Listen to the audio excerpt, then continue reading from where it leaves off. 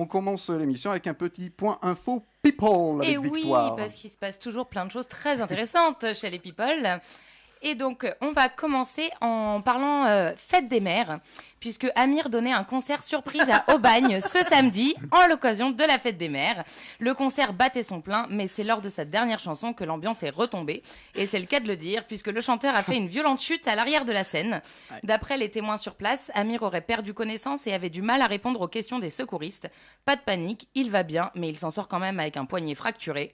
Et oui, mais les chutes, Amir, désolé, mais faut les laisser à Chaim, hein. Elle fait ça bien et sans se faire mal, elle. Oui, mais elle fait ça devant, elle, pas derrière. Et puis elle, c'était volontaire. La pauvre. Elisabeth II fait parler d'elle puisqu'elle a décidé d'assister aux funérailles de sa gouvernante, Annette Wilkins, 72 ans, restée à son service pendant plus de 40 ans.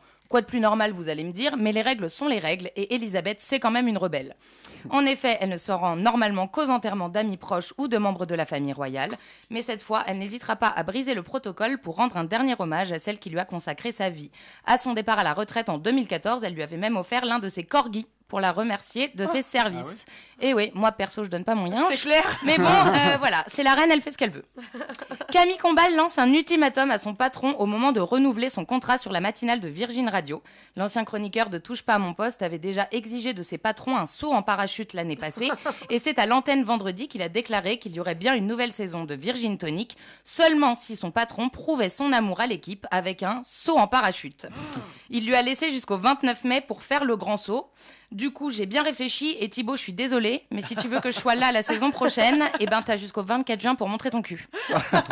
Voilà, Mathilde Seigné est revenue sur sa relation avec Johnny Hallyday lors de son portrait dans 50 Minutes Inside. L'actrice de 51 ans a, comme à son habitude, été très cash en répondant aux questions posées par Nikos Aliagas.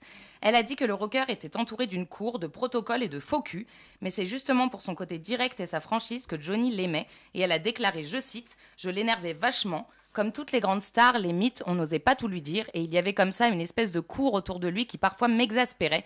Mais lui savait tout à fait. Johnny avait l'air de pas, mais il sentait tout, il voyait tout. Des déclarations qui vont encore de nouveau faire parler. Hashtag toujours rien pour David et Laura. Et on termine ce point people avec le moment oups de ce 72e Festival de Cannes. Vous savez, ce moment où on aperçoit quelque chose sur le tapis rouge qui nous fait totalement oublier que la star du Festival de Cannes, c'est le cinéma. Et cette année, la palme d'or du moment oups est attribuée à Adèle Exarchopoulos dans Merde, fais chier, envoie ma culotte. L'actrice était tout de même sublime avec sa robe drapée et pour ceux qui seraient intéressés par autre chose que sa culotte, sachez qu'elle était présente pour la projection du film Sibylle réalisé par Justine Friet. Un petit conseil quand même pour la prochaine fois, Adèle, teste un peu la robe détente à la maison, 2-3 heures, et pas juste 1 heure en essayage avant le jour J. Ça évitera les hashtags festival de chatte.